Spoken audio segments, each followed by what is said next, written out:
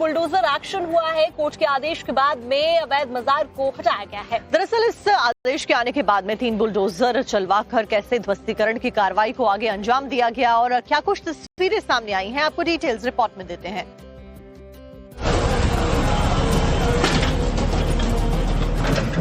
रविवार को आखिरकार ये मजार जमींदोज हो गई, जिसको गिराने के लिए 4 घंटे तक बुलडोजर गरजते रहे। इस दौरान मजार के आसपास और गोरखपुर देवरिया मार्ग ओवरब्रिज पर बड़ी संख्या में पुलिस मुस्तैदी रही। पूरा मजार परिसर पुलिस छावनी में तब्दील रहा।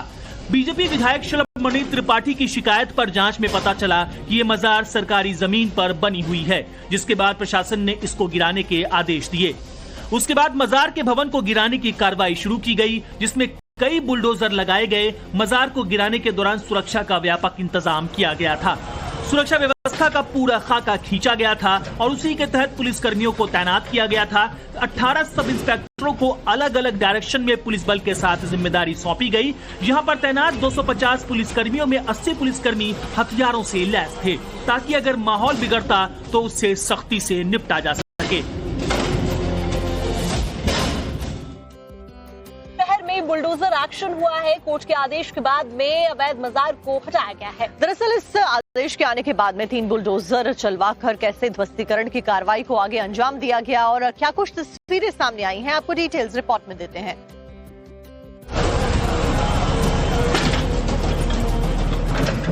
रविवार को आखिरकार ये मजार जमींदोज हो गई, जिसको गिराने के लिए 4 घंटे तक बुलडोजर गरजते रहे। इस दौरान मजार के आसपास और गोरखपुर देवरिया मार्ग ओवरब्रिज पर बड़ी संख्या में पुलिस मुस्तैदी रही। पूरा मजार परिसर पुलिस छावनी में तब्दील रहा। बीजेपी विधायक शलभमणि त्रिपाठी की शिकायत पर जांच में पता चला कि ये मजार सरकारी जमीन पर बनी हुई है, जिसके बाद प्रशासन ने इसको गिराने के आदेश दिए।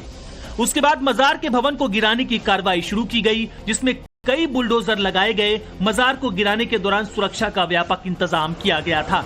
सुरक्षा व्यवस्था का पूरा खाका खींचा गया था और उसी के तहत पुलिस कर्मियों को तैनात किया गया था। 18 सब इंस्पेक्टरों को अलग अलग डायरेक्शन में पुलिस बल के साथ जिम्मेदारी सौंपी गई। यहाँ पर तैनात 250 पुलिस कर्मियों में 80 पुलिसकर्मी हथियारों से लैस थे, ताकि अगर माहौल बिगड़ता तो उससे सख्ती से निपटा जा सके। बुलडोजर एक्शन हुआ है। कोर्ट के आदेश के बाद में अवैध मजार को हटाया गया है। दरअसल इस आदेश के आने के बाद में 3 बुलडोजर चलवाकर कैसे ध्वस्तीकरण की कार्रवाई को आगे अंजाम दिया गया और क्या कुछ तस्वीरें सामने आई हैं, आपको डिटेल्स रिपोर्ट में देते हैं।